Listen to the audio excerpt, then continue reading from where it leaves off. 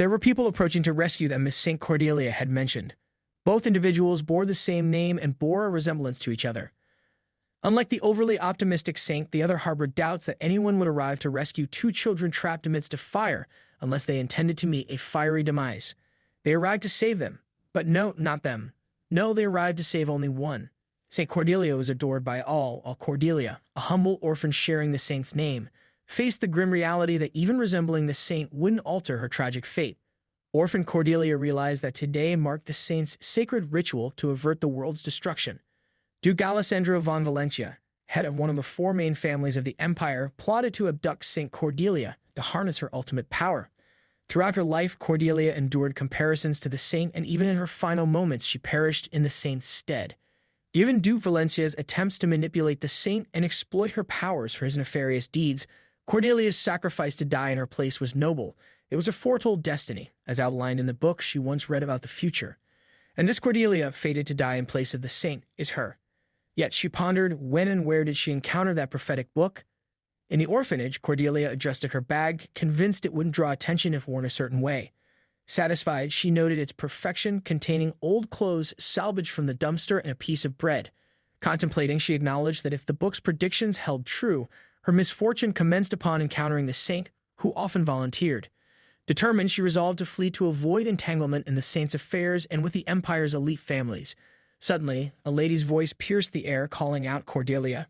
Cordelia. Yet Cordelia's thoughts raced. She couldn't afford to be found. She hadn't encountered the saint yet, meaning she hadn't earned the title of fake Cordelia. She needed to flee before her identity was discovered. The lady, aware Cordelia no longer had a fever, accused her of feigning illness and being lazy. Cordelia, firm in her stance, denied pretending. She reflected on her previous successful escape from the orphanage last year, confident she could manage it again. Cordelia remarked to herself about the lady's impaired vision due to age, triggering her rage. Cordelia then suggested the need for glasses. In a fit of anger, the lady thrust a bucket of flowers towards Cordelia, emphasizing that she won't have any food if she doesn't sell them all. Cordelia snatches the bucket from her, asserting that she has never failed to sell anything before. The lady, unimpressed, remarks on Cordelia's past experiences of starvation. Cordelia pauses, then turns towards her, approaches, and forcefully kicks her in the back before fleeing. The enraged lady shouts after her, calling her name. Cordelia, running away, mocks the lady. In the street, Cordelia reflects on the unsellable flowers she carries, realizing the lady's intent to harm her. However, she decides it doesn't matter anymore. She bids farewell to the Order of the Saint, the elite families, and Madame Pamela. Cordelia expresses her fear of being left alone in danger and refuses to die for someone else, reminiscent of her meeting with Madame Pamela when she had nowhere else to turn after fleeing the orphanage. Determined, Cordelia resolves to find a way to survive. Cordelia recalls memories, noting the stark contrast between her appearance and personality compared to St. Cordelia. She feels a sense of shame for sharing the same name. Reflecting on the three young lords who courted the saint and despised her, Cordelia suspects they might have intentionally left her in the fire. Determined to act before such a scenario unfolds, she suddenly flinches, sensing the smell of blood. Peeking around, she discovers an unconscious man with visible wounds, blood seeping from his body. Cordelia approaches the man cautiously, wondering if he's dead. Despite his bloodied appearance, she notices his expensive clothing, sparking a glint of hope. He must be wealthy. It's perfect timing, as she desperately needs a large sum of money. She begins to search his pockets, but the man suddenly regains consciousness and grabs her hand. Startled, Cordelia realizes something alarming. The man has silver blue hair and red eyes, traits she distinctly remembers from a past incident where someone ordered her execution. Her heart races as she recognizes him, Duke Valencia.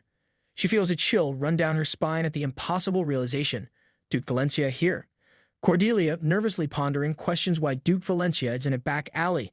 When he addresses her as Rosalind, she denies being her and wonders who that is. Then a realization dawns upon her. The book mentioned the Duke being attacked in a back alley. Could this be that day? Cordelia tries to release her hand from Duke's surprisingly strong grip, amazed at his strength despite his apparent condition. Suddenly, Duke pulls her close, embracing her, leaving Cordelia bewildered. He cries, pleading with her, questioning why she chose someone else and expressing his willingness to do anything for her love, even to the extent of kneeling or crawling like a dog. Duke's demeanor quiets, prompting Cordelia to wonder if he passed out. She pushes him away, freeing herself, and retrieves his money, feeling elated at its weight. As she begins to depart, she pauses, contemplating the situation. Perhaps offering him some assistance will create a sense of indebtedness on his part. Despite Duke Valencia being a villain, Cordelia acknowledges he isn't ungrateful. Helping him now might earn her a favor in the future. Checking his breathing, she considers that if it truly is Duke's fate to harm her, aligning herself with him now might prove beneficial in the long run. Cordelia, struggling, manages to bring Duke to an abandoned house. Exhausted, she remarks that it was tough and considers an abandoned house a better option than leaving him on the side of the road. She wonders why he didn't wake up while she was moving him and expresses relief that they didn't encounter anyone. Reflecting on her past hardships, including being pricked with a needle, severely bruised, and starved, she realizes she's never been stabbed before and ponders how to treat such a wound. Suddenly, she remembers she has a cloth in her bag. Cordelia proceeds to bandage Duke's wound with the cloth. She expresses her determination that he will pay for what he has done, though it may only be pocket change for him. Her sole wish from him is mercy in the distant future, asking him not to kill her. Cordelia rubs her cheek with satisfaction over the bag of money, considering it sufficient for now. Spotting a necklace around Duke's neck, she becomes even happier. Upon inspecting it, she discovers hair inside, realizing its significance to him. Opting not to take it and risk him noticing, she decides to leave it with him instead. Cordelia reflects on the possibility of being recognized as the real saint, recalling the notion from her reading that Cordelia gained recognition after healing Duke Valencia with her divine power. She sits down, feeling drained, and questions if it's due to her recent recovery from the fever. Exhausted, she falls asleep where she sits. Later, she wakes up drowsily and is startled to find Duke Valencia awake and questioning her identity. Gasping, she realizes he's conscious. Nervously, she responds that she's someone who helped him. Cordelia wonders if he has noticed that she stole his money. Duke inquires if Cordelia is Rosalind's daughter, but she professes ignorance about Rosalind. Sensing his persistence, Duke reframes the question, directly asking if she is Cordelia. Cordelia denies any knowledge of the name, puzzled by how he could know. Duke presses further, asking for her name. Cordelia fabricates a lie, claiming she doesn't have one and merely wants him to remember her face. Internally, she hopes to be recalled as that kid that helped me back then, believing that would suffice. Duke's grip tightens on her face as he mentions she has Rosie's eyes. Cordelia's thoughts race, realizing the significance of the name Rosie. It's from the book, the nickname of the saint's mother and Duke Valencia's first love. Rosie, or Rosalind, featured prominently in the early part of the book, an exalted noble whose divine abilities manifested late. She ascended swiftly in the order and wedded the second son of House Arixa. Tragically, when their child turned 3, Rosalind was assaulted and murdered and the baby disappeared. Duke Valencia sustained injuries while searching for the child and was healed by Saint Cordelia's power. Cordelia recollects these details from the book and understands Duke's association. However, she acknowledges it's not her. Duke asserts that he seems to have found the right place this time. Cordelia, stepping back, adamantly denies being the person he's thinking about. Internally, she emphasizes that she is not her. Duke, unfazed, believes she knows something. Cordelia vehemently denies any knowledge and is about to continue when she notices someone opening the house door. In a quick response, she grabs Duke's hand, urging him to hide. Peeking out, she observes the situation. Duke, confused, questions her actions. Cordelia, jumping onto him, whispers urgently for him to get down and covers his mouth to prevent him from speaking and attracting attention. Cordelia worries internally about the possibility of getting caught at this hour. Among the unknown men, Humphrey's presence registers with her. She understands that Madame Pamela's disdain for cigarette smoke leads her people to frequent this abandoned house for smoking. Cordelia had hoped they wouldn't come, given Madame Pamela's recent bad mood. Duke attempts to speak, frustrating Cordelia, who angrily urges him to stop moving to avoid detection. Duke taps her hand to convey his discomfort, prompting Cordelia to realize her oversight and retract, thinking she almost harmed him instead of helping. Suddenly, Duke notices something on her hand and grabs it, his demeanor turning serious as he observes needle marks. Madame Pamela's men react to seeing Cordelia's doll, initially dismissing it as trash. Upon closer inspection, they recognize it as Cordelia's and wonder why she would come here. Realizing they haven't seen her all day, they speculate on the possibility of her running away and ponder where she might go. Cordelia, hidden and frightened, trembles at the thought of being discovered instead of selling the flowers. The fear intensifies as she envisions the consequences. Not only would she be beaten, but also face the risk of having her legs broken, recalling a past incident with a fellow child caught trying to escape from Madame Pamela. Cordelia fears that the other girl might be begging for money on the streets, contemplating the consequences if she gets caught. In the midst of her thoughts, Duke pats her head and presses her, leaving her confused. Following his whispered instructions, Cordelia complies by closing her eyes and covering her ears. Meanwhile, Duke emerges from his hidden spot and addresses Pamela's men, questioning their knowledge of Cordelia. One of the men, taken aback, demands to know who he is. The man realizes Duke is already covered in blood and questions why he cares if they know Cordelia or not. Duke emphatically expresses his concern, revealing that he has been searching for her for the last 5 years. Duke proceeds to beat the men, causing moans and screams. Cordelia, hidden and frightened, reassures herself that everything will be all right. As the smell of blood intensifies and the screaming stops, she becomes anxious, wondering if someone else is approaching, possibly Humphrey. However, when she raises her head, she discovers that it's Duke patting her head. Duke settles beside her, questioning why she ran away from the orphanage. Cordelia wonders how he knows about her escape. She responds with a vague, "What does he mean?" Duke reiterates that she ran away from the orphanage. Cordelia, unable to answer, wears a sad expression as she reflects on her past. Her earliest memories involve people at the orphanage drawing her blood. She managed to flee on the day the orphanage relocated, but revealing this to Duke would likely lead him to believe she is the saint. Duke asserts that she is Rosalind's daughter, destined to become a saint. Cordelia, in an aggressive tone, denies it vehemently, expressing that she doesn't have a mom, so he should stop saying that. Duke comments on her articulate manner for a 7-year-old, to which Cordelia angrily corrects him, stating she's 8 years old. Duke questions how she knows that, and Cordelia begins to explain, mentioning the orphanage, but abruptly stops herself, realizing she made a mistake by revealing the truth. Shocked, she covers her mouth, internally berating herself for the slip. Duke proposes to adopt Cordelia as his daughter and become her guardian. Cordelia, skeptical of his intentions, points out the likelihood of him getting rid of her once the real saint appears. Duke reassures her, stating that he's specifically searching for Rosalind's daughter, not the saint. Cordelia, internally skeptical, believes he is lying as the book predicts the need for the saint to seize power in the future. She urges him to be honest and admit that he requires a girl to pretend to be the saint for his benefit. Duke acknowledges the truth, confessing that he indeed needs a girl to introduce as the saint and asks if she would become his daughter under those conditions. Cordelia becomes emotional, tears streaming down her cheeks as she expresses her reluctance. She states that more than enduring needles and beatings, she despises being someone else's replacement. Duke offers her a doll, suggesting that if she comes with him, he'll provide her with a nicer doll, dress her in clean, new clothes, and ensure she never becomes someone's replacement. Cordelia, doubt that he might be saying these things because he believes she's the saint, contemplates whether it might be okay for her to rely on him for a while.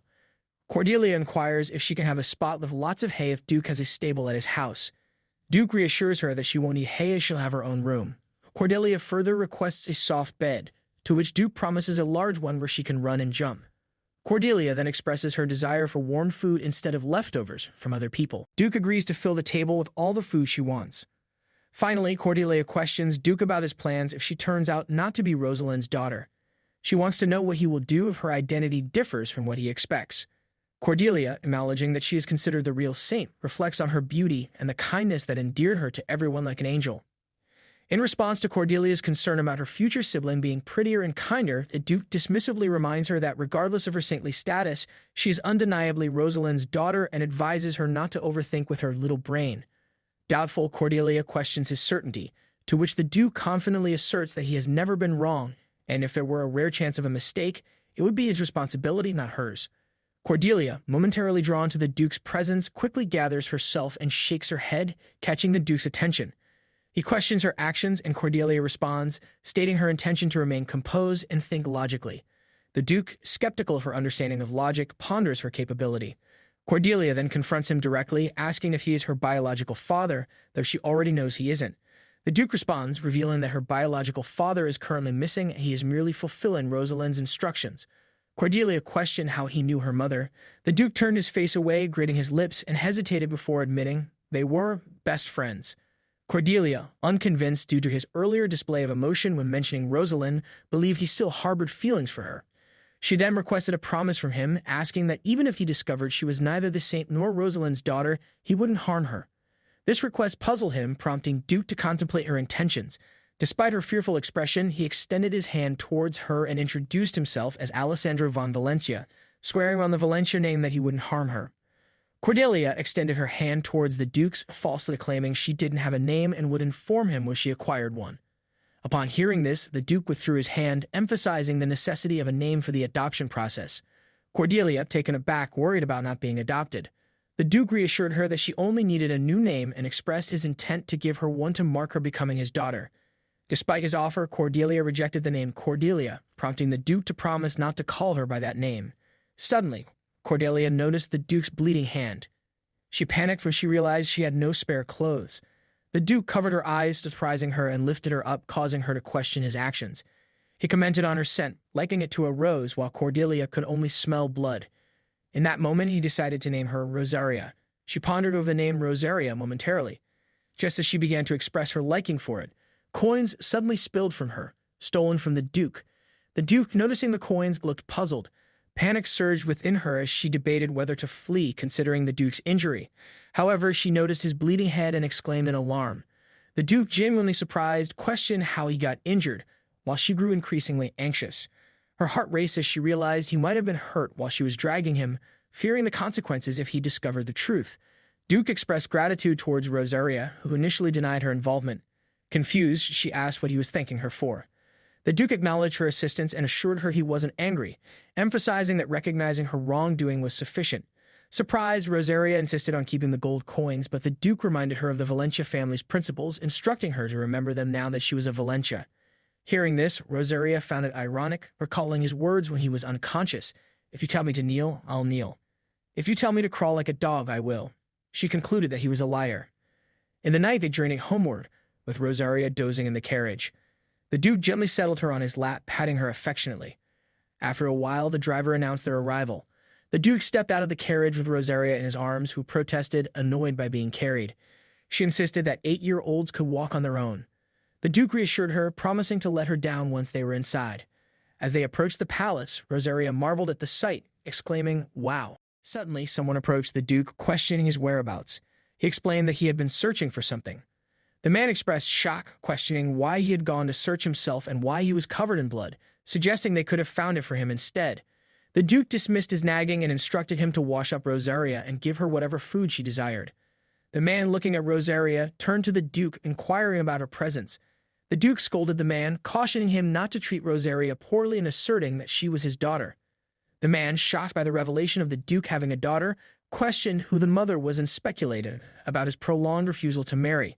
Glancing at Rosaria, he noted a resemblance to the second son of House Orixa. This angered the Duke, who snapped at him to shut up. The man, fearful but persistent, asked if he had kidnapped House Orixa's daughter. The Duke clarified that he had merely taken in a neglected child. In response, the man accused him of admitting to kidnapping and questioned his sanity. Rosaria leaned towards the Duke, who tenderly placed his hand on her head and referred to her as Rose. The man, taken aback, sought clarification. The Duke affirmed firmly that her name was Rosaria von Valencia and declared his intention to start the process of officially adopting her. The man, incredulous, reacted with shock, questioning the Duke's sudden decision to adopt a child, especially one with ties to House Orixa. Rose began to understand the situation, reflecting on the long-standing animosity between House Orixa and House Valencia, predating their dispute over the saint. The Duke, addressing a man named Simon, warned him to watch his language around the child. Simon, shocked, wondered if this was indeed the Duke Valencia he knew. Meanwhile, one lady named Emma arrived, inquiring about the commotion. The Duke, acknowledging her timely arrival, informed her that he had to leave again and instructed her to take care of the girl. Emma smiled, complimenting Rose on her appearance. Rose, however, doubted the sincerity, thinking that Emma was lying about her being pretty. Emma expressed concern about the severity of the Duke's wound and suggested treating it first. The Duke reassured her that he had patched it up but requested a new set of clothes. He instructed Emma to prepare all the food Rose wanted and give her the biggest room. Emma pointed out that the Duke's room was the largest, to which he responded by instructing her to give Rose his room. This revelation left everyone shocked and confused. Simon reacted incredulously, questioning the seriousness of the situation, but the Duke ignored him. He proceeded with plans to change the furniture, instructing someone to bring the catalog to his study and determine what kind of furniture little girls liked. Rose grabbed and held onto the Duke's clothing, expressing concern about him leaving without her and asking where he was going. The Duke knelt down and explained that there were procedures he needed to follow to officially adopt her as his daughter and other matters he needed to attend to at the moment. The Duke affectionately placed his hand on Rose's head, reassuring her that everything would be resolved by the following morning and advising her not to cause any trouble until his return. Rose responded, stating that she had never caused any trouble. The Duke pointed out her tendency to run away instead, leaving Rose feeling saddened as she interpreted his words to mean that the person he was searching for wasn't her. Simon and Emma accompanied Rose to her new room. Emma, curious, asked for her name, and she replied with Rosaria. Emma complimented her, stating that her name was as lovely as her face. However, Rose misunderstood, thinking that if she considered herself ugly, Emma might also find her name undesirable. Frustrated, she walked ahead. Simon, observing her, remarked on her appearance, estimating her age to be around 6. This angered Rose, who corrected him, asserting that she was 8 years old. Simon, taken aback, realized something significant, and both he and Emma halted in realization after learning her age. Simon expressed disbelief at the situation, finding it utterly absurd. He pondered the Duke's decision to name her Rosaria with Rose as her nickname, mumbling about the craziness of it all. Rose, noticing Simon's demeanor, asked Emma if it was okay to leave him in that state. Emma reassured her, mentioning that it wasn't the first time Simon had acted that way, so there was no need to worry. Rose interpreted Simon's behavior as a sign that he didn't like her. After that, Emma placed food on the table for Rose, urging her to eat something soft to avoid upsetting her stomach since she hadn't eaten anything for a week. Rose expressed surprise that the food was for her. Emma reassured her that it was indeed for her. However, Rose refused to eat it. Perplexed, Emma asked why. Rose explained that Madame Pamela had instructed kids like her to appear pitiful to earn money and at least get to eat leftovers. She believed that if she ate nice food like others, she wouldn't receive pity anymore, and without pity, she wouldn't have anything to eat. Emma was shocked and disbelieving upon hearing this revelation. Trying to understand the situation, Emma knelt down and reassured Rose. She promised to provide her with delicious food not only today but also tomorrow, emphasizing that she was a person who deserved to eat what everyone else ate. Emma encouraged Rose to stop thinking that she had to earn money, stating that children shouldn't have to deal with adults' problems. She grinned and expressed that all Rose had to do was eat delicious food, sleep, and grow up into a fine adult. Rose, contemplating Emma's words, found her to be a peculiar old woman. Rose struggled to keep her hand outside the dress, but Emma explained that it was Lady Ingrid's dress from before she got married, and it might be a bit too big for her.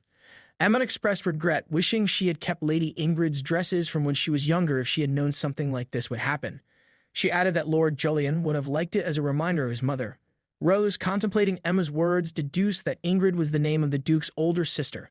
Rose asked about Julian, and Emma explained that he is Lady Ingrid's son, currently recuperating in the castle.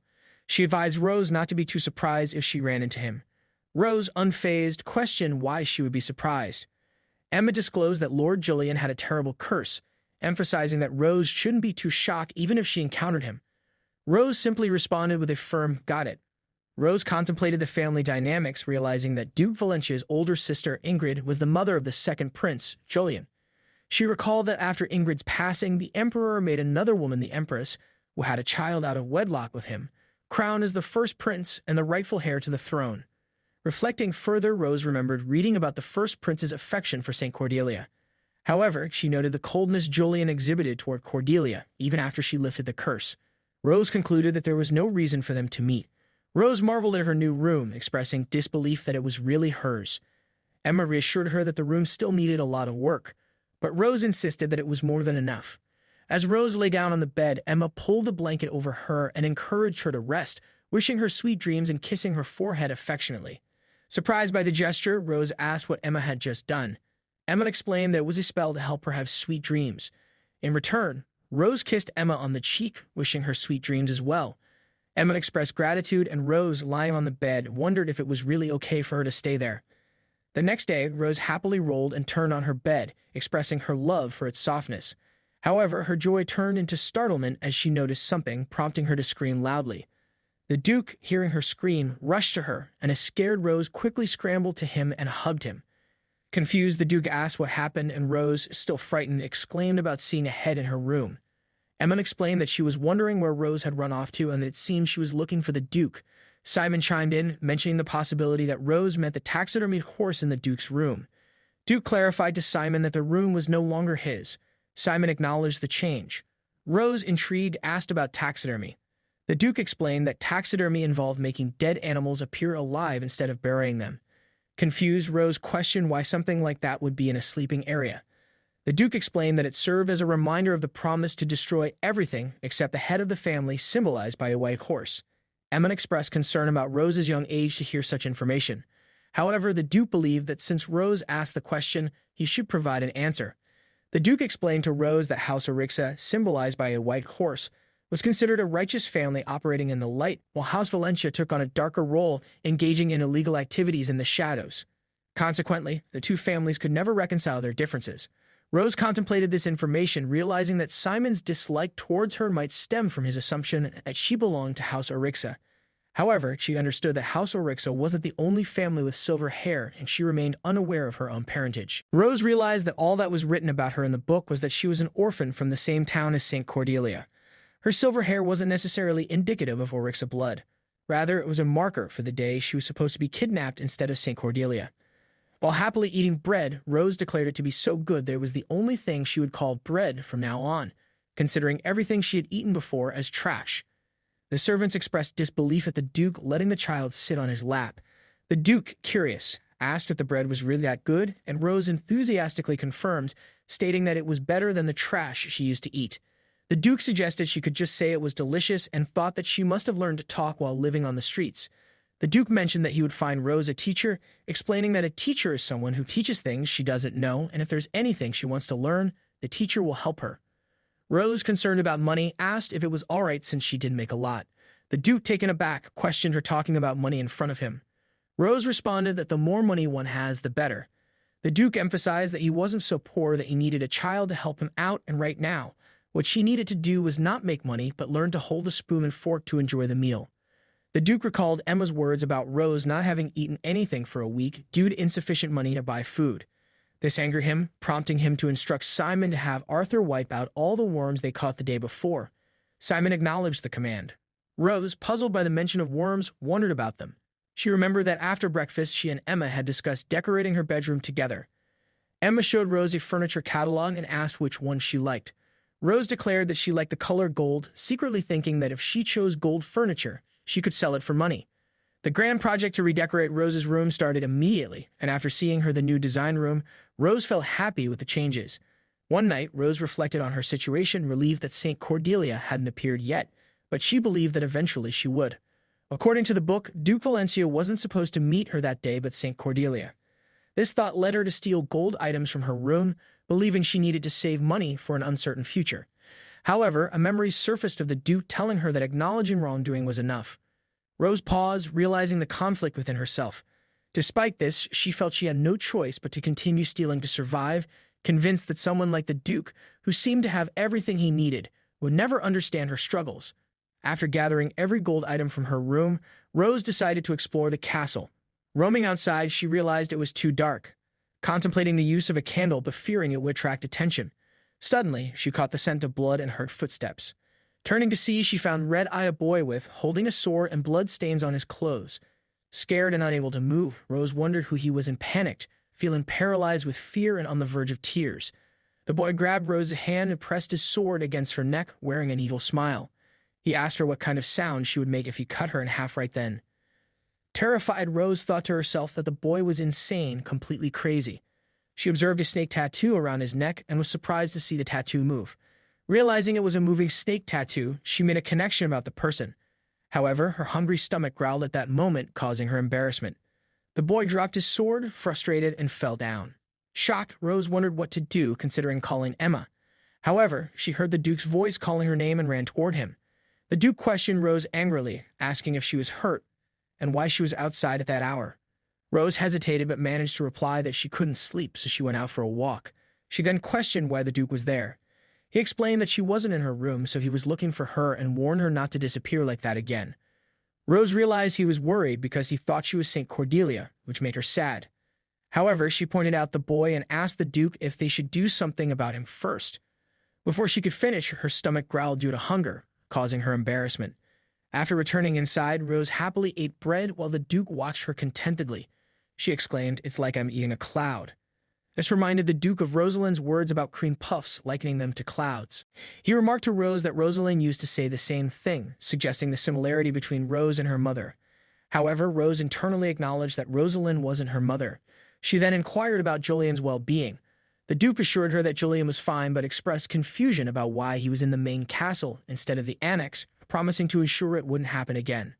Rose contemplated Julian's condition, remembering he was covered in blood. Concerned, she asked if he had killed people, to which the Duke clarified that he hadn't harmed humans, only some animals on the farm. Curious about how Rose knew his name, the Duke inquired. She revealed that Emma had informed her. Realizing the snake tattoo was a sign of the curse, Rose deduced that he was Julian, the second prince, the moment she saw the tattoo. Rose felt the need to change the subject and redirected the conversation by asking about the teacher the Duke had promised to find for her. The Duke explained that it was taking longer than expected to find someone suitable to teach her. Curious, Rose asked what counted as a suitable teacher. The Duke listed several requirements: top student graduate from the academy, proficiency in at least 3 instruments, well-educated in the arts, and fluent in at least 2 foreign languages. Surprised, Rose questioned if someone like that even existed. The Duke confidently replied that he could fulfill all those criteria, so why not? Rose doubted why someone with such qualifications would teach her when they could have better opportunities elsewhere. She pondered the limited interactions she had within the expansive castle, noting that aside from a few servants, she had only met Mr. Alex, Emma, and Simon. She wondered about the character of her future teacher. Duke lifted Rose and carried her to her room, where she asked Mr. Alex if he would do something for her. Confused, the Duke inquired what she meant, and Rose requested him to bend over. He complied, and she surprised him by kissing his cheek. Rose explained that it was a spell to help him have sweet dreams. The Duke, taken aback, questioned who taught her this, and Rose excitedly revealed it was Emma. Relieved, the Duke accepted it, then kissed her forehead, wishing her sweet dreams in return. The next day, Julian invited her to the annex where he was staying, expressing his desire to apologize for what happened. Though she wanted him to come and tell her in person, his illness left her no choice but to go there herself. Standing outside his room, she sensed the smell of blood again. Emma knocked on the door and announced their presence. Julian permitted them to enter, and so her meeting with Duke Valencia led her to Julian, the one person she thought she would never get involved with. Rose watched Julian carefully from behind Emma. Rose accidentally spoke out loud, describing Julian as like an angel. Immediately realizing her mistake, she covered her mouth with her hands, feeling embarrassed. She sought refuge behind Emma, hiding her face. Peeking out from behind Emma, she observed Julian, pondering, is he really the same crazy guy she met yesterday? He was also surprised, but smiled, responding, thanks, I've never received such a huge compliment before, so I don't know how to react. Rose thought to herself, he looks like a totally different person. Julian rose from his bed, prompting concern from Emma. She worriedly expressed her feelings with an, oh my lord. However, Julian assured her, you don't have to help me. Directing his attention to Rose, he inquired if she was Rosaria. Rose confidently stepped forward and confirmed her identity. Julian extended his hand warmly and greeted her as Julian von Ortega. With a gesture of respect, he knelt and kissed her hand, adding that she could just call him Julian. Rose was shocked by his kiss on her hand. She blushed, her mind racing with questions. Emma announced she would wait outside until they finished, offering assistance if needed. Rose, feeling shy and frustrated, wondered why Emma was leaving. As Emma exited Julian's room, leaving Rose to panic, Rose noted her departure with dismay. Julian apologized, explaining Emma's tendency to be attentive to him. He acknowledged that after the events of the previous night, Rose might not feel comfortable with him, and there were rumors about his curse being contagious. He walked outside, intending to call Emma back in. Suddenly, Rose grabbed him to stop him, expressing that wasn't the issue. As he wobbled, Rose slipped and stumbled. Julian exclaimed, oh. In a panic, Rose opened her eyes and Julian quickly grabbed her to prevent a fall, asking, are you all right? Rose questioned who made this statement about the curse. Julian, puzzled, responded with a huh. Rose speculated about the nature of a contagious curse, likening it to a cold and criticizing whoever made such a claim. Julian noticed her bandage and expressed his apologies, acknowledging he wouldn't make excuses.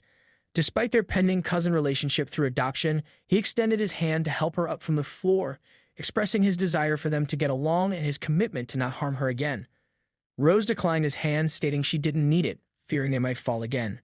Rose questioned Julian about her adoption status, expressing surprise that it hadn't been finalized.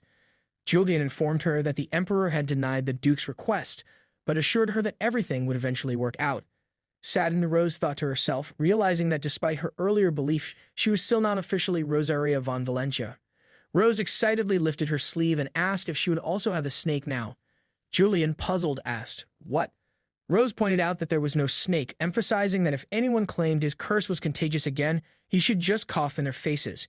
Julian smiled, looking at her hand, and agreed to do so. He then asked if she could come and visit him often.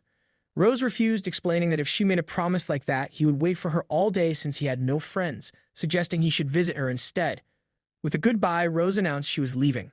Before she leaves, Rose realizes something and kisses Julian on the forehead, explaining that it's a spell to help him have sweet dreams. She assures him that many people have done it for him, but she wants to do it as well, hoping that good dreams will lessen his pain. Rose reflects to herself that when the saint appears, she will lift his curse. With a final declaration that she's truly leaving, Rose departs. Julian is bewildered as he thinks about Rose. He reflects on her sudden appearance as a grubby orphan with silver hair, a color the Duke despises. Julian has heard that attendants are kept away from her to prevent any actions by the Emperor or the Order. The Duke also mentioned to him that she resembles him and instructed him to be kind to her. However, Julian admits that from what he's heard, she isn't particularly pleasant. He overhears maids gossiping about the Duke adopting a girl with silver hair, branding her as a sorceress who must have cast a spell on him. Julian believes these rumors, convinced that she not only casts wicked spells but also harms others with her sorcery. Julian contemplates Rose's gesture of a spell for sweet dreams. He acknowledges it as a kind of spell and decides it wouldn't hurt to keep an eye on her a bit longer. He questions whether she might be a crook targeting House Valencia or an evil sorceress. On the other hand, he considers the possibility that she might just be an innocent child who doesn't understand the complexities of the situation. Emma notices Rose's red face and inquires about it, but Rose playfully insists it's blue. Confused, Emma asks, and Rose changes the topic, suggesting they hurry back because she wants cream puffs. Disasters always come unannounced. Rose, surprised by the visitors, perceives this unexpected event as a disaster dressed in white. As she meets the men in white attire, they address her as Lady Cordelia, causing her to flinch as she denies the identity. She had initially thought they were from the orphanage. However, one of the men clarifies that they are from the Order of Acacia and have come to bring her to her rightful place. Confused and seeking reassurance, Rose looks to Mr. Alex, the Duke, but he ignores her. Feeling scared and rejected, Rose lowers her head, wondering why the Order is taking her away. She questions if it's because she's deemed useless. Rose tearfully asks the Duke about his earlier assurance. She tries to convince him not to let her go, listing her skills in laundry, cleaning, and her willingness not to complain about the food. She can offer to earn money if needed. As she struggles, Rose reflects on a book that suggests her tendency to speak without thinking leads to her misfortunes, wondering if her outspokenness is the cause of her current predicament.